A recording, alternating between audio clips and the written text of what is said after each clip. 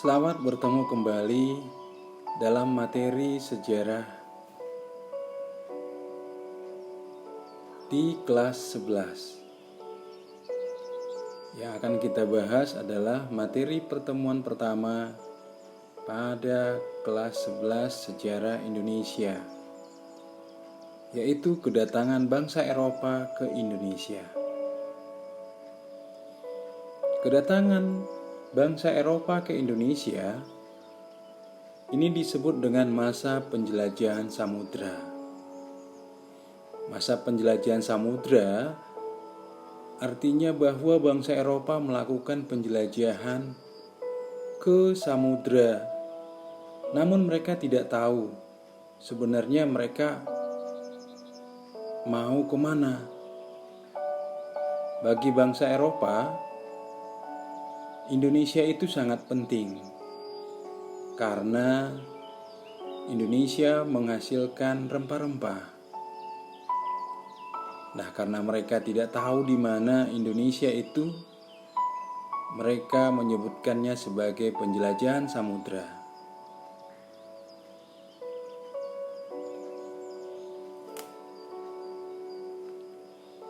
Ada beberapa faktor yang mendorong bangsa Eropa datang ke Indonesia.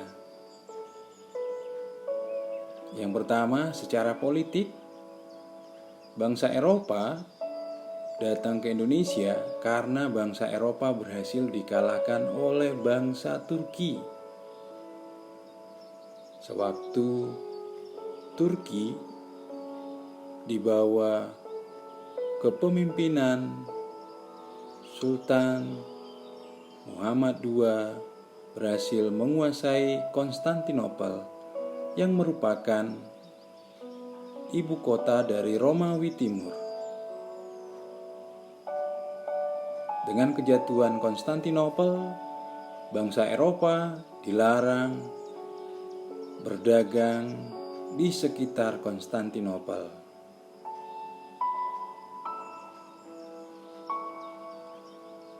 Yang kedua, faktor yang mendorong bangsa Eropa datang ke Indonesia adanya perkembangan ilmu pengetahuan dan teknologi. Seperti penemuan kompas, kita tahu kompas akan dapat menunjukkan arah mata angin, di mana ini sangat penting dalam pelayaran. Dengan adanya kompas, mereka tidak khawatir lagi akan tersesat.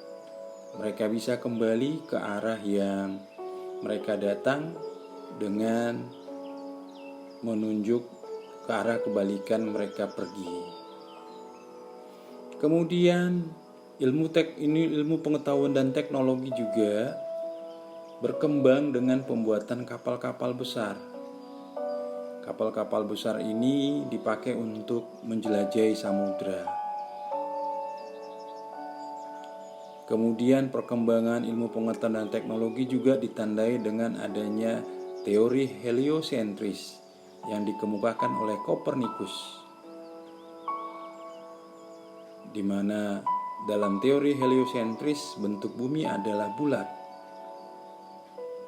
Hal ini sangat mendukung penjelajahan samudra. Mereka akan bisa kembali ke tempat semula kalau terus berlayar dari arah yang berbeda.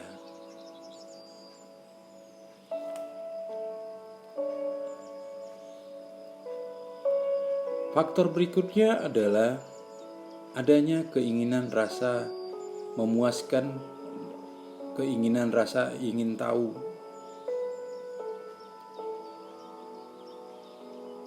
Rasa ingin tahu ini karena didasari adanya kisah perjalanan ke timur yang dilakukan oleh Marco Polo. Marco Polo melakukan perjalanan ke wilayah timur, ke daerah timur dengan perjalanan laut. Nah, sehingga mereka termotivasi akan ikut melakukan penjelajahan, petualangan untuk memuaskan rasa ingin tahu. Kemudian faktor berikutnya adalah adanya semangat reconquista atau semangat balas dendam terhadap kekuasaan Islam. Semangat reconquista ini karena bangsa Eropa kalah terhadap kekuatan Turki yang beragama Islam. Dengan semangat reconquista, mereka ingin menyebarkan agama Kristen ke seluruh dunia dan juga ingin mengalahkan orang-orang Islam dimanapun mereka temui.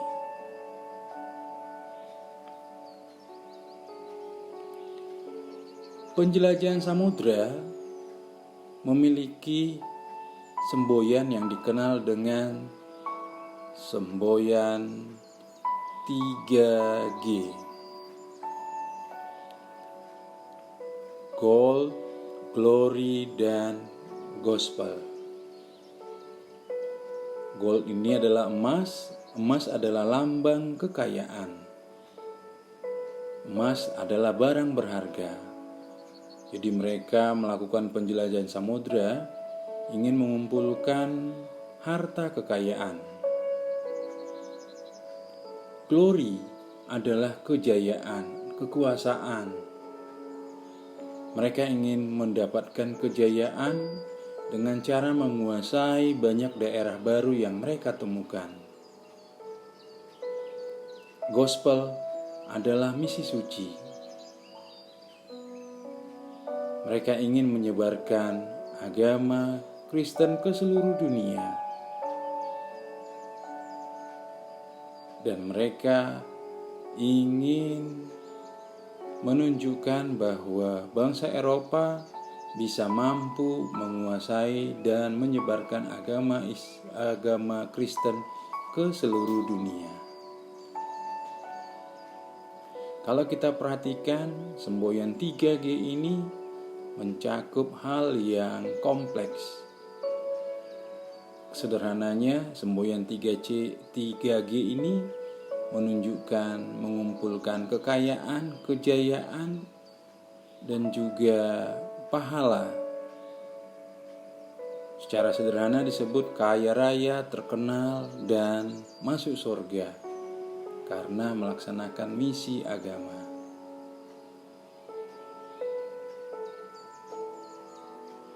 Portugis dan Spanyol adalah negara pelopor penjelajahan samudra.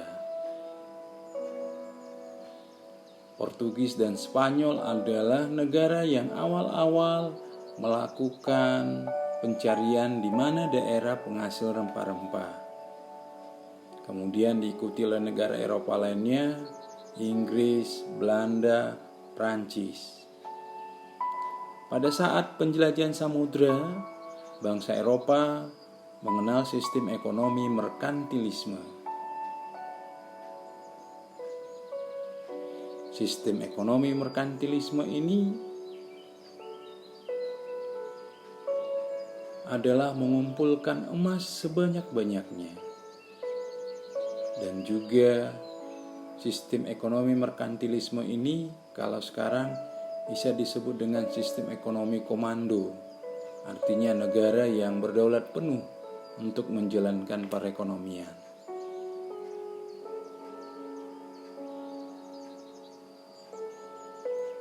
Berikut kita perhatikan tokoh-tokoh penjelajah bangsa Eropa. Yang pertama, penjelajah bangsa Portugis. Diawali oleh Bartolomeus Dias,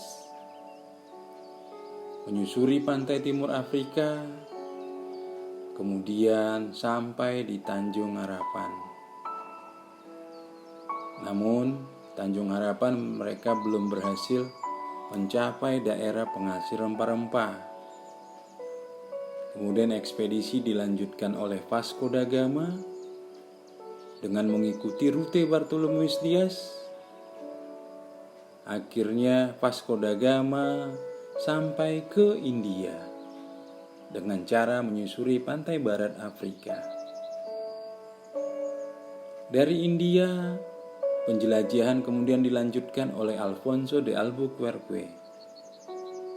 Alfonso de Albuquerque berhasil sampai ke Malaka, bahkan menguasai Malaka pada tahun 1511.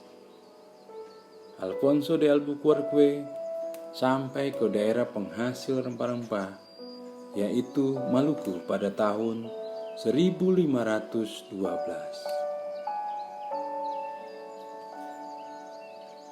Penjelajah bangsa Spanyol. Yang pertama adalah Christopher Columbus. Christopher Columbus dikenal adalah tokoh yang menemukan benua Amerika. Christopher Columbus berlayar dari arah barat menyusuri Atlantik sampai di Kepulauan Bahama. Dengan penjelajahan Columbus yang sampai di Kepulauan Bahama, maka bangsa Spanyol menyatakan wilayah Kepulauan Bahama adalah milik Spanyol. Ekspedisi Christopher Columbus dilanjutkan oleh Ferdinand Magelhaens. Ferdinand Magelhaens dikenal sebagai ekspedisi yang mampu melayari bumi ini. Ferdinand Magelhaens adalah ekspedisi yang membuktikan bahwa bumi ini bulat. Memulai ekspedisi dari Spanyol dengan menyusuri Amerika, terus ke Samudra Pasifik, sampai ke Filipina, dan dari Filipina, ekspedisi ini terus melanjutkan perjalanan sampai kembali ke Spanyol. Meskipun Ferdinand Magelhaens tidak sampai pulang ke Spanyol karena tewas di Filipina. Ekspedisi Ferdinand Magelhaens dilanjutkan oleh Sebastian de Elcano.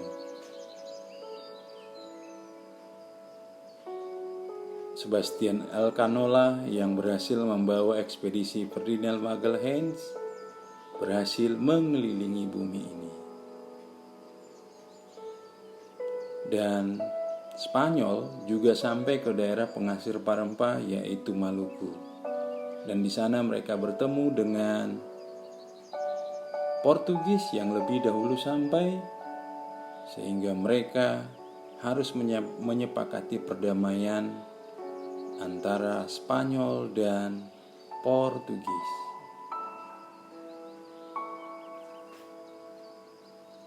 Penjelajah bangsa Belanda. Bangsa Belanda melakukan penjelajahan karena bangsa Belanda dilarang oleh Spanyol untuk berdagang di Lisabon. Saat itu Spanyol berhasil menguasai Portugis. Karena Spanyol melarang Belanda, maka Belanda mencari alternatif untuk langsung mencari daerah penghasil rempah-rempah. Latar belakang Spanyol melarang Belanda ikut berdagang di Lisabon karena Belanda ingin merdeka dari Spanyol.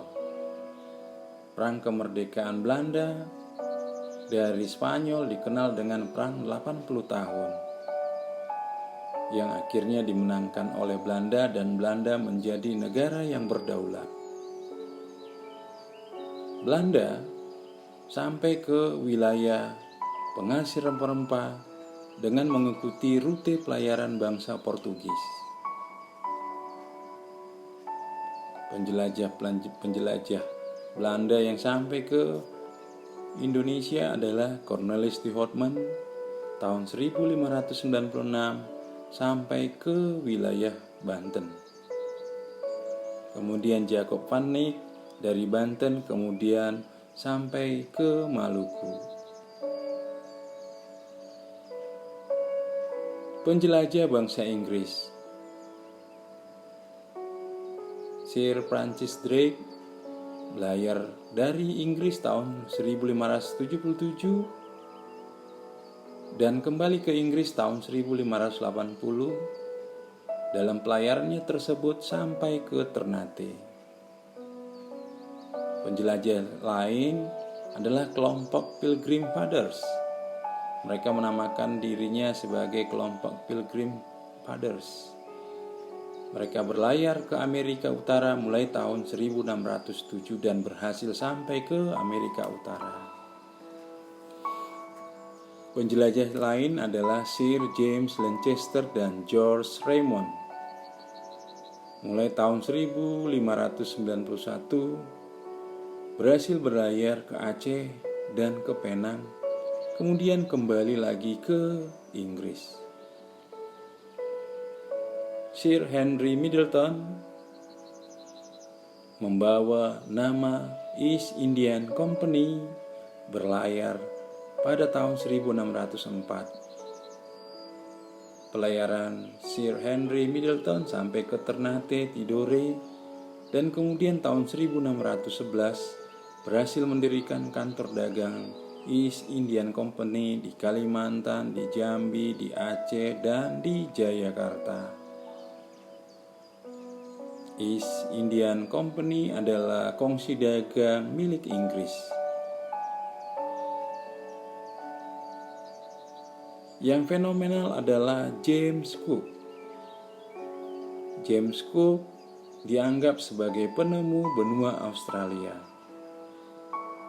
James Cook mampu menjelajahi seluruh Australia pada tahun 1771, sehingga beliau dianggap sebagai penemu benua Australia.